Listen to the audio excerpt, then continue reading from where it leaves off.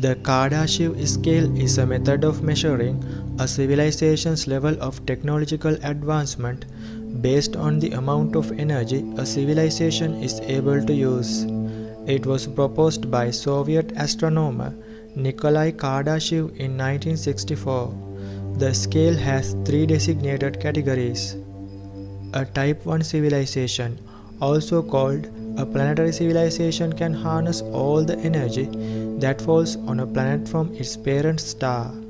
For Earth's Sun system, this value is close to 7 times 10 to the power of 17 watts, which is more than 5 orders of magnitude higher than the amount presently attained on Earth, with energy consumption at 4 times 10 to the power of 12 watts. A Type 2 civilization, also called a stellar civilization, capable of harnessing the energy radiated by its own star. A Type 3 civilization, also called a galactic civilization, can control energy on the scale of its entire host galaxy. As technology grows, humans increasingly exploit resources of our home planet. One day, we might be an interplanetary species. The fundamental step for that is to build reusable rockets.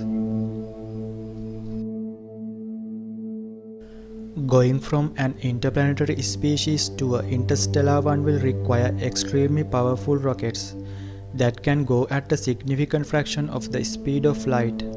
This can potentially be achieved with nuclear-powered spacecrafts like the previously proposed Project Orion in the 1970s. At the 10% the speed of light, the nearest star can be reached in about 40 years, which is not bad considering the vast distance involved. Once the technology is achieved, is stable and reliable, colonizing nearby interstellar system is no longer a science fiction dream.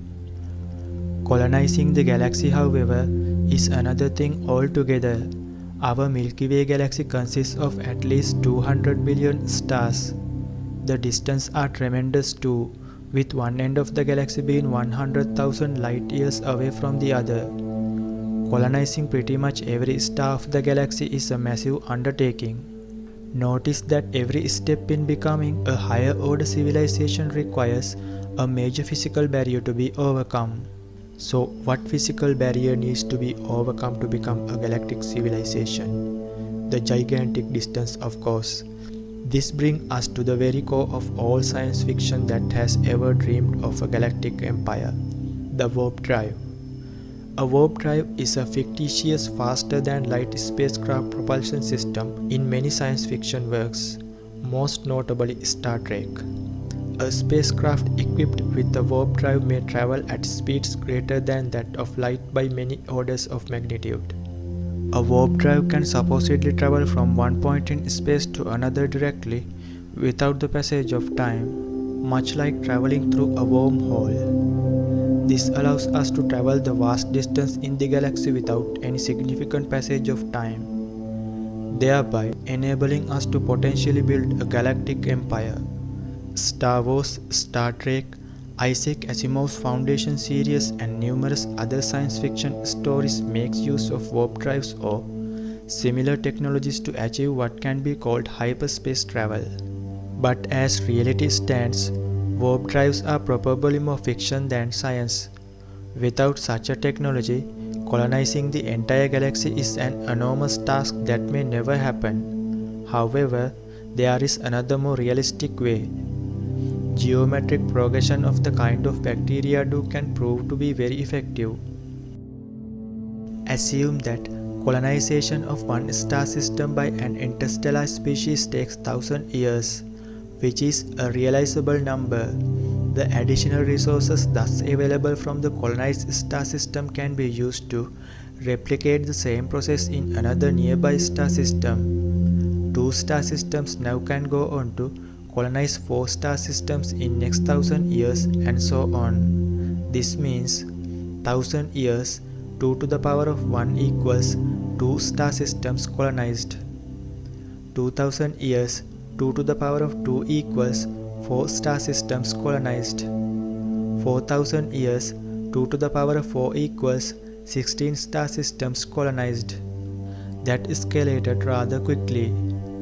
In less time than humans originated on Earth in their current form, an entire galaxy can be colonized by the use of simple geometric progression method. Even if we change the original 1000-year assumption needed to colonize a star system to say 10,000 years, colonization will still take place in less than a million years, which is puny on cosmological time scales. Colonizing the galaxy, however, has its challenges.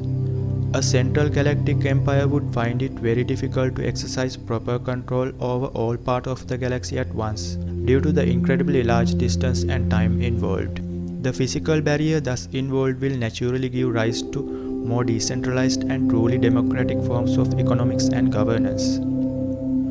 Whether or not we humans will ever manage to colonize the entire galaxy, I don't know. But I do know that it is worth fighting towards. We are incredibly stupid for not being an interplanetary species already, and if we don't act soon enough, it can cost us our very existence for whatever it's worth.